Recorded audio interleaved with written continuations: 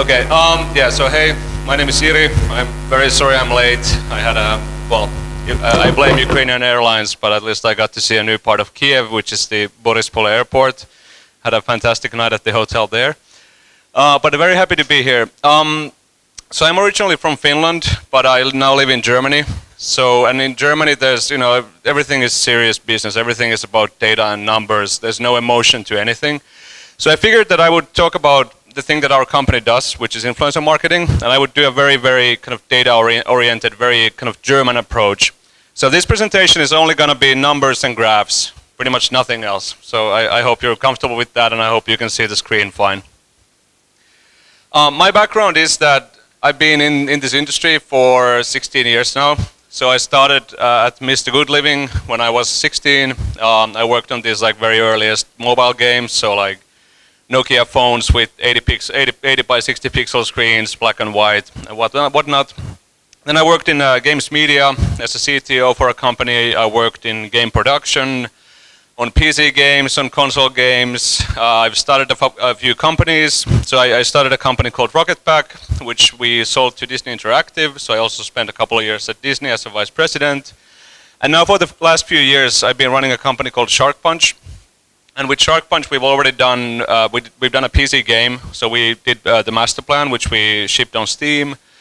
We worked on a game discovery platform called Playfield, which we unfortunately had to shut down last year. And then now, for about a year, we've been focusing on Matchmade. And what Matchmade is data-driven influencer marketing. So that basically means that we help gaming companies identify which influencers, so which YouTube channels, which streamers should they work with. Like if you have a new upcoming game, we help you figure out who are the people on YouTube who should be talking about your game. And this is where all the data comes from. So the data set that I'm going to use for this presentation is a couple of things. So firstly, with Matchmade, we index every single gaming channel and every single gaming video on YouTube. So we crawl through all these videos, we identify which games the videos are about, we identify how the videos perform, does the audience like them, does the audience not like them, etc. And then in Matchmade, we run campaigns. So we basically work with game developers and publishers to promote their games on YouTube. And then when we do this, we collect a lot of data on how they perform. What do people think? How many installs do you get and whatnot? So I'm just gonna talk about all this data. And again, this is gonna be a lot of graphs, a lot of numbers. But before that, influencer marketing. I don't know if everybody's kind of familiar with the term. So yeah, influencer marketing, you work with dudes, you work with 15-year-olds who make videos about games on YouTube and they have, 7 million subscribers and that's influencer marketing. But influencer marketing is pretty good stuff. I mean, so we see that this stuff works really well. So here's some example numbers that we see from our campaigns. And the kind of main thing for me is that when we look at influencer marketing campaigns and we compare the results to kind of traditional channels, you can see that you can make twice as much money compared to performance-based ads. You can have massively higher retention, so you can have people. It's 3 times as many people who would stay and play your game compared to traditional marketing channels, etc. So influencer marketing, if you do it right, can deliver really great results. And it's not just about the kind of KPIs. There's another thing that I think is really great about this stuff. So first of all, with influencer marketing, we see that whenever you have someone making a video about your game, then yes, you're going to see, let's say 10,000 installs. But then on top of that, we see that you can actually get, 2 to 4 times as many installs total because people tell about the game to their friends and they share the video and whatnot. And then the third thing that why I think it matters is that influencer marketing really drives really passionate users to your game. So the example on the bottom here is a partner that we've been working with for a very long time. And they when they launched their game, they had global featuring from Apple. And you can see they got a pretty nice amount of reviews and pretty positive stuff. But then half a year later, we did a campaign with them. And you can see that on the day that our videos went live, they actually got more reviews than they got when they had this global featuring. And vast majority of the reviews were 5 stars. So I think this is a really great way to drive really good quality users to your game. Anyway, so I'm gonna just talk about YouTube gaming, which is pretty large. So at the moment there's about 1.3 million YouTube gaming channels. And what I think is remarkable is that if we look at the development of like the growth of YouTube gaming, it still looks like it's early days. Because if you look at like last year we had under 1 million channels, and now we have almost 1.4. So I mean, we are almost on the track to like double, or at least like grow like 70% this year. And you know, this is considered YouTube is over 11 years old at this point. So this stuff is still just getting started, even though it's already huge.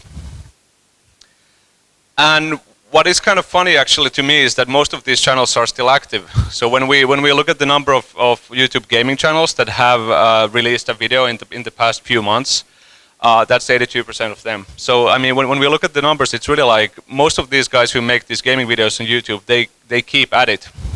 And even when we analyze the kind of the channels that have not made any new content for a few months, you can see that before they quit, they would still spend 3 years making videos on YouTube.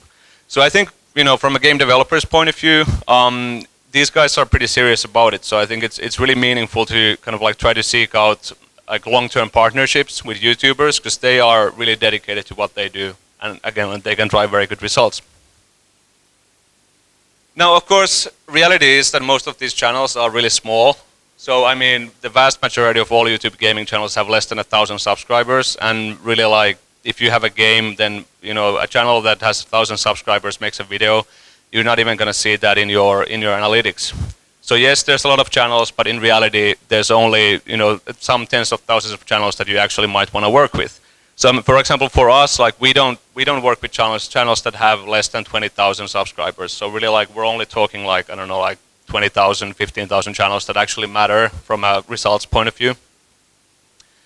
So when we look at it, like the kind of total number of views you can get, so you can see that actually like the most views on YouTube are driven by these channels in this like 100,000 to 10 million range.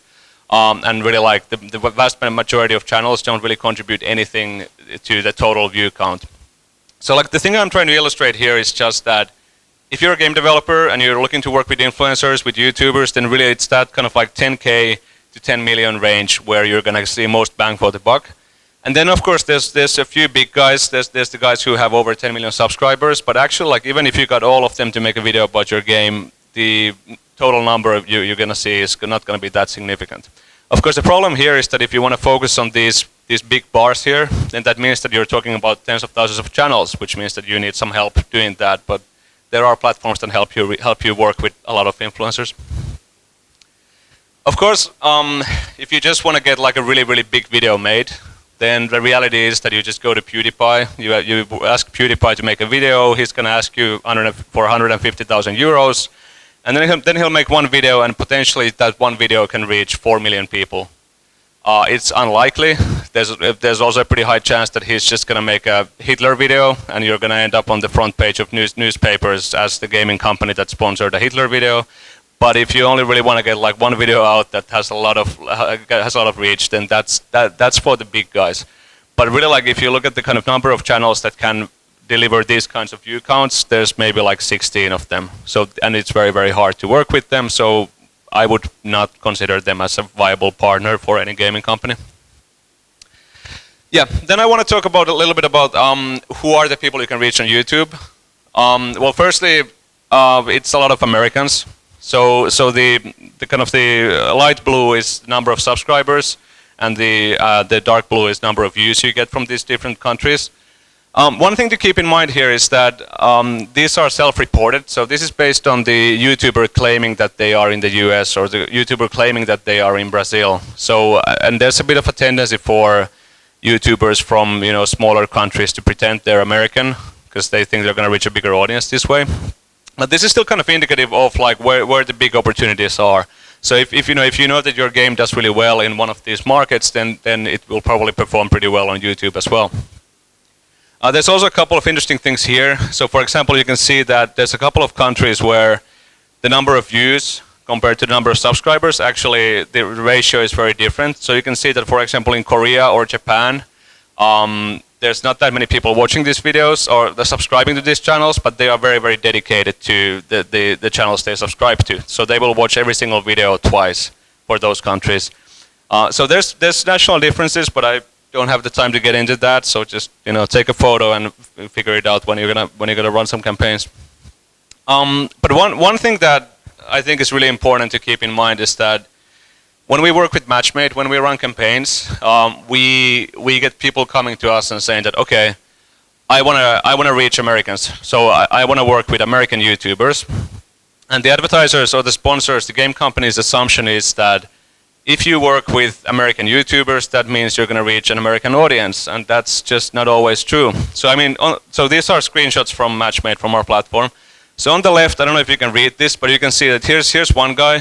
So this is an American YouTuber, and you can see that 57% of their audience is from the United States, 13% from the UK, 5% from Canada, etc. So this is kind of like what you would probably assume when you look at an American influencer. The middle one is a Russian influencer. Surprisingly, 2/3 of their audiences are from Russia, rest from Ukraine, Kazakhstan, Belarus, etc. But then on the other hand, on the right side there's another American influencer. So if you came to me and said that, okay, I want to work with American influencers because I think that's a way to reach an American audience, and you worked with this person, then you would get basically 15% American users, 9% Russian users, 6% Polish, 6% German. So what I'm kind of saying here is that when you work with YouTubers, the country of the YouTuber has very little relevance to their audience. I mean, people are popular in random places. There's a Finnish YouTuber who is huge in Germany, for example, and you wouldn't know that unless you actually look at the data. So this is kind of like the message I'm trying to convey here is that always look at the data before you commit to anything. Then just like some more interesting stats, this is probably pretty predictable. So depending on what kind of a game you have, it's going to work in some countries, it's not going to work in other countries. So for example, like handheld console games are not a thing in India. You can see that mobile is of course very big in China and India, whereas PC is still pretty dominant in you know many Western European countries, for example. And I mean, I'm not going to go through all the results, but I mean, if you're actually thinking of working with influencers, then just consider that it's not going to work in every place. Let me know once you have your photos so I can move on. All right. I think when we look at the gender and the age of the audience, it's pretty predictable. So in a word it's male millennials, right? So I mean, even people in my age were already like definitely in the minority. So most of the people you can reach are gonna be 18 to 24, and most of them are gonna be male, which I guess is also pretty representative of the kind of whole gamer demographic. But there's some interesting things here. Like, for example, like out of every single channel that we examined that had a more than 50% female subscriber base, every single one of those channels had a female host or a co-host. So again, like, so if you have a game that performs really well with women, it probably makes complete sense to work with channels that are hosted by women, because there's a super strong correlation between the audiences there. Then just like some kind of like numbers on what's performing well on YouTube and what's not performing on YouTube. YouTube is all about Minecraft, and has always been. I mean, like everything else is almost, well, I mean, everything else is not a rounding error, but I mean, you can put like the top 2 to top 10 together, and they're still not going to be as big as Minecraft. And the scary thing is that this is not changing at all. Like, Minecraft is still just growing faster than anything else. Obviously, I mean, I think this is all going to be pretty usual suspects. I don't know if there's any games that surprise anyone here. But then, of course, we should also look at mobile, which I guess also is not that surprising. So my good friends from Supercell are doing pretty well here, as they are doing on the App Store. Pokemon is still pretty big, even though they kind of went away for a year. But I mean, I'm not going to get into like all the details here. You can see that Minecraft is still kind of hovering here, but they're not the top dog anymore. One thing that I think is interesting is that consoles are actually a lot bigger than you would think on YouTube, because I think the assumption everybody has is that YouTube is PC gaming and maybe some mobile games.